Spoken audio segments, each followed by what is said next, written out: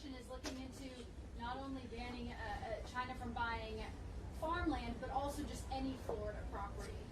So my view on our economy is in Florida is, we don't want to have holdings by hostile nations. And so if you look at the Chinese Communist Party, they've been very active throughout the Western Hemisphere in gobbling up land and investing in different things. And when they have interests that are opposed to ours, and you see how they've wielded their authority, and especially with President Xi, who's taken a much more Marxist-Leninist turn since he's been ruling China, that is not in the best interest of Florida to have the Chinese Communist Party owning farmland, owning land close to military bases. But, my view is, and I think there's a broad agreement in those two, but my view is, okay, yeah, no farmland, but why would you want them buying residential developments or things like that? I don't want them owning subdivisions and things like that.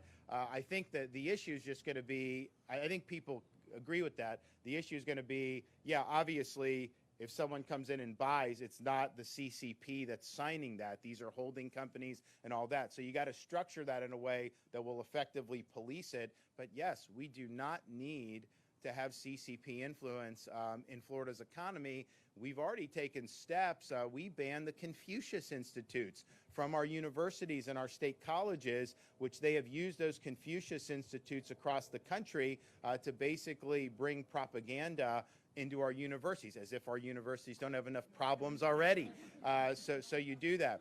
And so I think that that's something that's been very good. We've also done things to limit their ability to fund research in our universities. I think we're going to go even further than that. The legislature only went so far a couple years ago. I think there's an appetite to do even more because their influence in our society has been very insidious. If you look, very powerful in entertainment. They're very powerful in finance. I mean, you will have some of these Disney, they will change things to be able to placate the CCP. Wall Street will bend to placate the CCP.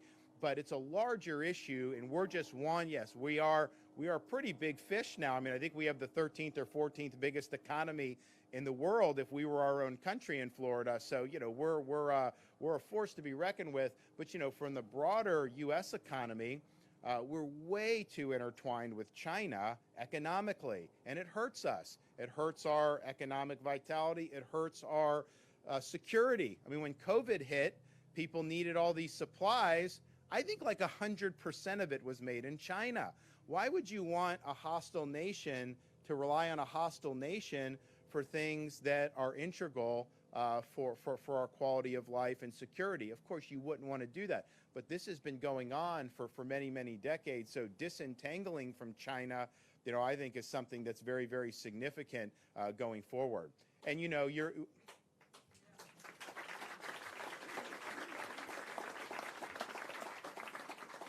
not going to see people acknowledge it. They do this thing in Davos. They're doing it next week. All these elites come in, the World Economic Forum, and basically, their vision is they run everything, and everybody else is just like a serf, like a peasant. They say they're going after energy, ESG, all these other things. And you see the Biden administration wants to nix gas stoves. Are you kidding me? Like, I want gas stoves. I mean, imagine how many people had the hurricane come through, didn't have power right away, but were able to turn on some. So you cannot go down this road, but that's exactly what they want to do. And it's really weakening Western society, Western values, but underlying a lot of that is the CCP. Those people are there, they're elites, but Xi is really kind of the puppet behind the curtain on a lot of this stuff. So very, very problematic, I think, in the direction they want to go. And what I've said in Florida is that type of stuff coming out of Davos, those policies are dead on arrival in the state of Florida.